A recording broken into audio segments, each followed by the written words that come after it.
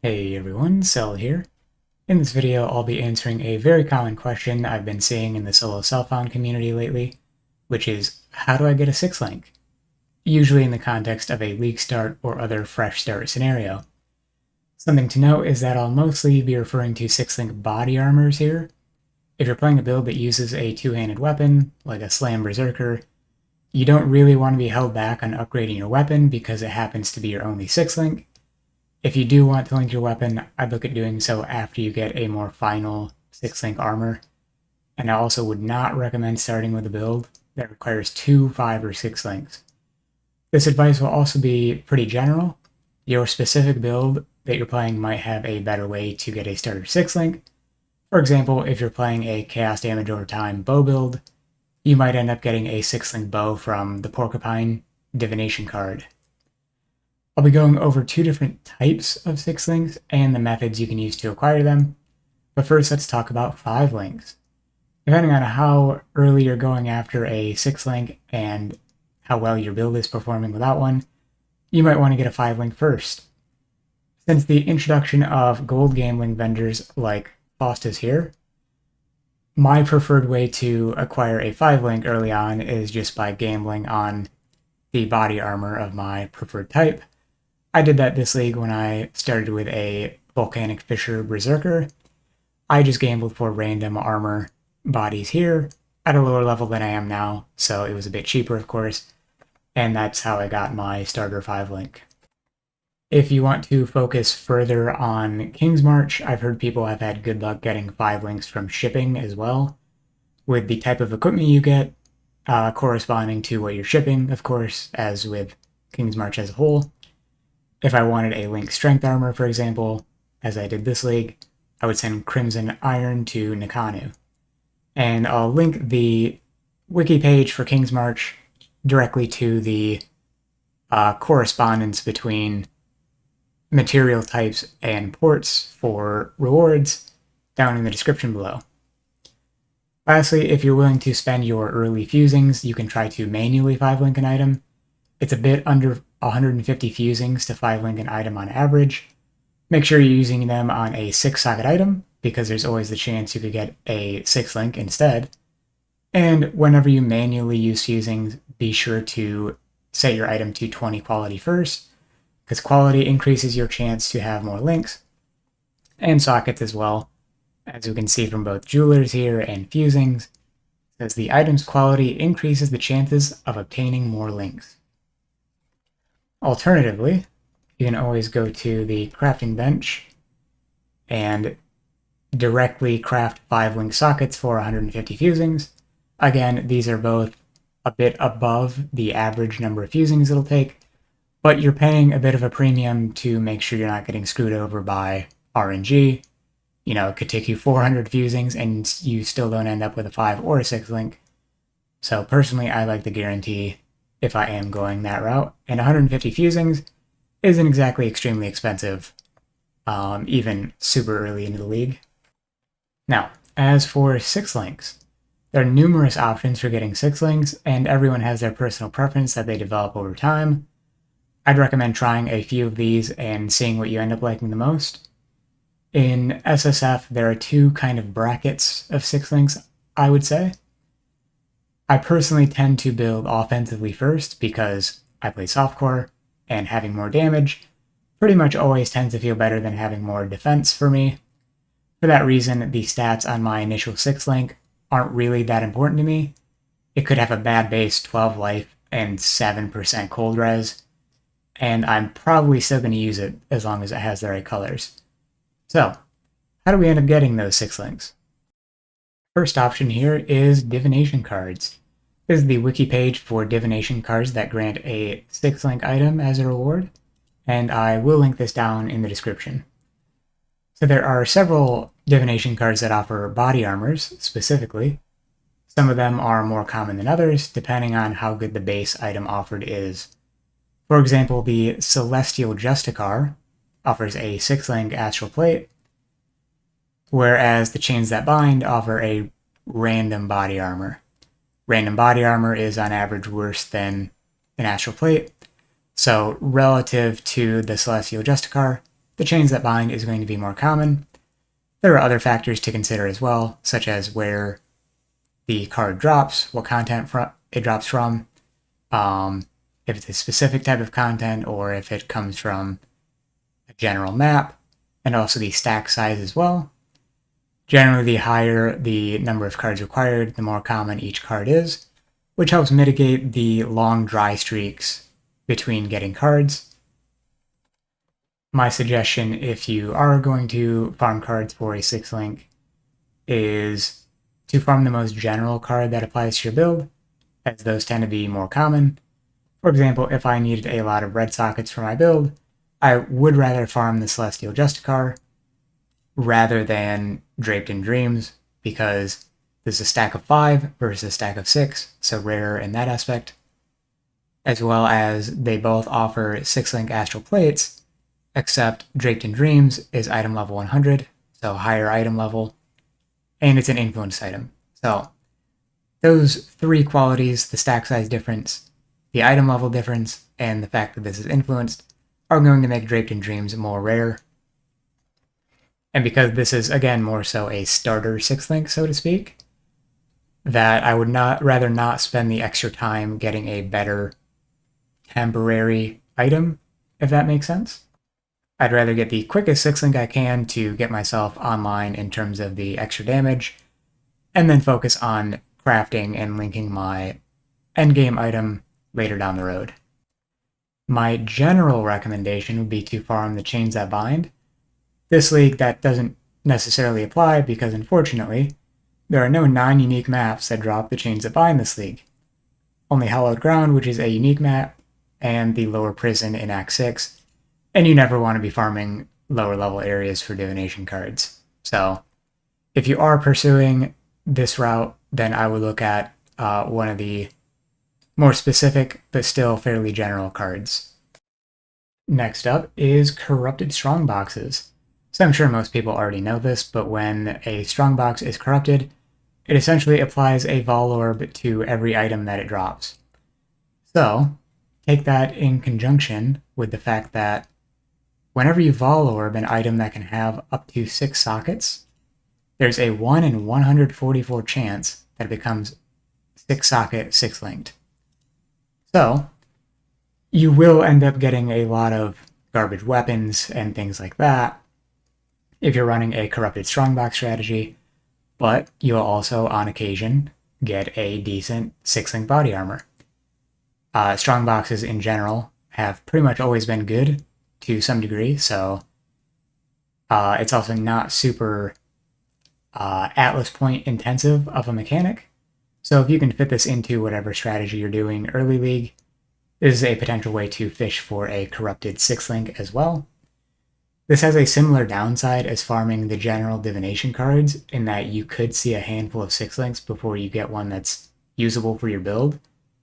It does come with the additional downside that the base will be corrupted, of course, and more difficult to modify as a result.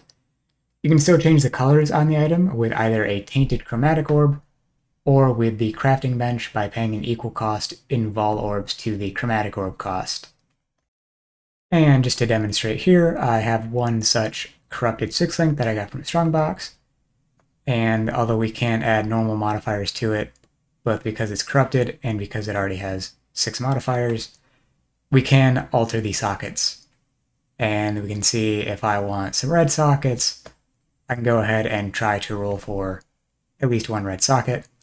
Keep in mind that the crafting bench does take into account the stat requirements of the item itself, so being a strength and dexterity base has an inclination towards red and green sockets, whereas if we look at a Tainted Chromatic Orb, this one, I believe, I could be wrong about this now that I'm second guessing myself, has a more even distribution of socket colors, effectively ignoring the attribute requirements here. And I did just double check on the wiki. Tainted Chromatic Orbs do indeed ignore the attribute requirements, so keep that in mind if you are going to roll with these, that even if you have a base that doesn't necessarily match the socket colors you want, if you're going after Tainted Chromatics to color it, then that isn't really relevant anymore. Only if you want to color it with the crafting bench. I mentioned shipping and gambling for the 5-link option as well, and that's, again, a potential avenue for getting your first 6-link, but not something I personally like to make my primary focus. I do think it's at least worth considering if your early strategy already involves Kingsmarch, though, or if it doesn't involve Kingsmarch and you don't really have much else you want to spend your gold on. You could always throw it at Faustus or, whoever you're gambling your gold with to potentially fish for a 6-link that way as well. And lastly, my suggestion for a starter 6-link would be Legion. If you're playing a build that's good at Legion or already wants to farm it for some other item, you could farm for a Geomancer's Incubator. Now, I had a bunch of these that I got rid of because they were cluttering my stash, but a Geomancer's Incubator is a fairly uncommon, I would say. It's not extremely rare, but not extremely common. Incubator from Legion rewards. So, if you're running a lot of Legion, you have a decent chance of picking up a handful of these incubators. Now, they do take a lot of time to incubate the item. It's something generally around 25,000 monsters, which can be a lot depending on your clear speed of your build. But this is probably the best way to get a random 6-linked armor if your build can do Legion well enough. Again, you'll get several of these throughout the process, most likely, and you'll likely need several of them as well, just by way of the 6-links being random. Again, if I'm playing a Slam Berserker and I want strength body armor with a lot of red sockets, and I keep getting like a Destiny leather or something, or an intelligence base, that is unfortunate, but you can either save those for future builds or vendor them for fusings. A 6-link does always vendor for 20 fusings, so if you get any excess from this or Strongboxes or Divination Cards that you don't like, you can always vendor those for fusings to use for other linking attempts. So, those are some options for getting your starter 6-link, but of course you'll eventually want a better 6-link with actual stats. So how do we get those? The only real suggestion here is typically to link the item yourself. Whether you're linking a unique, a weapon, or a body armor, at this stage getting the 6-link is usually the easy part. It's more difficult, for example, to make a high physical damage weapon or a high defense body armor with good suffixes than it is to actually link it, even with recombinators.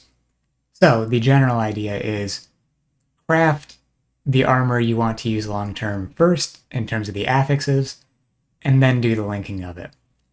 So there are a couple of options as to how to do that. First up is with the Black Morrigan Beast crafting recipe. You can see down here, modify an item to have the maximum possible number of links. And this is not something I typically prefer to do because I'm not a huge fan of beast crafting. It is worth noting that in order to 6-link your item, you do have to put it in the beast crafting interface. So you won't be able to actually use the item during the ritual. So make sure you're not like upgrading your 5-link to a 6-link with this, because you'll have to find another backup armor to use to do that. That's not a huge deal generally, and typically not something you'll be doing anyways, but is worth keeping in mind. If you do have other beast crafting you want to do, I would definitely consider this option, and it is considered part of the Wilds family, so it is a relatively rare beast.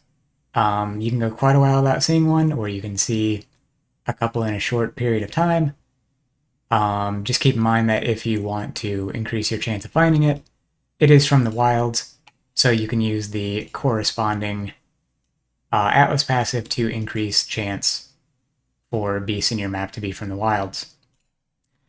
Now, even if you are doing some beast crafting, another note here is that there are other very good recipes that involve the Black Morrigan, so you may end up wanting to save it anyways, even if you're doing a lot of Einhar missions, just because, again, splitting is very good, especially in the current league. Hine Kor's Lock on a magic item is really good if you're going like super endgame. So again, it's kind of a rarer resource with multiple uses, so you might not necessarily want to use them to link your 6-links, or make your 6-links. Second one up is the Omen of Connections. This one causes, it guarantees maximum links on whatever you're fusing when you use a fusing item on an item with it in your inventory. Can't speak today. So, for starters, make sure your item has 6 links, or 6 sockets before you use this, because it will not automatically bring you up to 6 sockets. Because an item with 4 sockets has a maximum links of 4, even if it has a maximum sockets of 6. So again, make sure you 6-socket your item before you try to use an Omen of Connections on it. So these used to come from ritual rewards and ritual enemies, but now they only come from ritual rewards. So you do have to actively engage in the ritual mechanic itself in order to be able to find these. Again, this is one I don't really think is worthwhile unless you're already running ritual for some other reason. And even then, it's most likely something you'll get coincidentally for future 6-links, rather than something you're aiming for your early 6-links. This is one I had forgotten about until just now, so I'm squeezing it in here. And that would be Tainted Orbs of Fusing. So if you, again, are kind of coincidentally running something with Beyond and happen to get some fusings, you can use Tainted Orbs of Fusing to attempt to 6-link a corrupted item specifically. So this is always a 50-50 now to add or remove a link. So say you have a corrupted 6-socket item with 4 links. There's a 50% chance it goes up to a 5-link when you use a Tainted Orb of Fusing, and a 50% chance to turn it into a 3-link. So you would need 2 successful 50-50s to roll a 4-link into a 6-link. So it can take a decent number of fusings in order to get to that point. And then if you do go under 4 sockets, you can again use the crafting bench, or under 4 links rather. You can use the crafting bench with a handful of fusings and a handful of all orbs to force it back to a 4-link. Again, kind of the thing you might really only consider in the early game if you're already running Beyond or you happen to get a couple of them coincidentally. But this is mostly a later game thing where you want to corrupt items before you link them, just so you're not spending thousands upon thousands of fusings getting corrupted implicits. Say on a unique item, you would do the corrupted implicits first, and then use fusings to link it instead. And lastly is fusings themselves. So this is my preferred way to link endgame items, is just doing it directly with fusings. And when I say directly, I mean with the crafting bench. I would personally much rather take the guarantee for 1500 fusings, something you can incrementally grind out, versus gamble on them and potentially spend 3,000 or 4,000 fusings and have nothing to show for it. Ask me how I know. So, how do you get those fusings? In a early league kind of farming scenario, or in general, I suppose.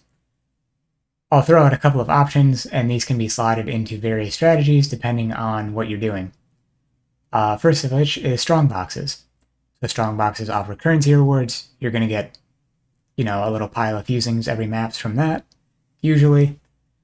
But, as I said earlier, they can drop a decent number of corrupted 6-links, pick them all up, because again, they vendor for 20 fusings each. So if you're running a legitimate Strongbox strategy, even if you're just throwing the map device craft on every couple of maps, or every map, you're going to get a corrupted 6-link. Vendor those for 20 fusings. If you're starting to scale up with scarabs and things like that, it's fairly likely you'll end up getting a couple of corrupted 6-links every map. And remember that sometimes these Strongboxes can have mirrored items. So if you get a corrupted 6-link from a Strongbox that's mirroring items, you'll get 2 instead. Again, kind of adds up over time, and Strongboxes can be pretty easy to fit into other strategies as well. Next one would be Expedition. Tujen is great for currency in general, so buy alterations, jewelers, and fusings to help build up your pile of fusings that you're trying to get a 6-link from. And remember that whenever you're farming currency, you can trade in alterations for jewelers 2-to-1, and jewelers for fusings 4-to-1. So that's essentially 8 alterations for 1 fusing, if you're looking at it that way. So 6 socket items also vendor for 7 jewelers, so you can pick those up early game, both for jewelers and fusings if you end up needing to swap them. The Eater of Worlds also has Eldritch Altars that can offer fusings as a reward. The minion reward outcome is, or has a chance to give minions a chance to drop fusings. That's one potential avenue as well if you are running Eater Altars early on. Generally, I wouldn't recommend this one because you'll be picking up individual fusings. Every time you get the altar, it's only going to be a handful. And generally, I prefer to run the Searing Exarch early league instead for the bubblegum currency for mapping and flasks. But that is an option if you want to pursue that route. And any of these strategies can be run on a map with Divination Cards that offer fusings as a reward, so you can consider that as well. If we search here for fusing in the Atlas interface, see that we'll get maps with fusing cards as rewards. So consider some of those options whenever you're picking a map to run as well. And the last big thing would be currency bonus maps. Run Originator or Tier 17 maps with more currency drops, and you'll be drowning in bubblegum currency of pretty much every kind unless you start tightening your filter a bit, and that'll include alterations, jewelers, fusings. That one's more of a later game thing, but I thought it would be worth mentioning. If your build is on the stronger side, you can pursue that earlier on than some other builds, so potential option there as well. So that is pretty much how I tend to get my 6-links, primarily by, again, farming the fusings directly. I don't use many of the auxiliary things like Tainted Fusings, Omens, or Black Morrigan myself, but those do exist as options if you want to pursue those. And that pretty much covers the topic. Again, kind of a long video. I like to be all-encompassing, but I'm trying to find my style and present the information without too much fluff. So let me know how I'm doing. Still working to improve on that. And thanks for the insane amount of support on the channel so far. We're up to over 1,000 subscribers, which is kind of mind-blowing to me. So again, thank you for watching, and I'll catch you in the next video. Peace.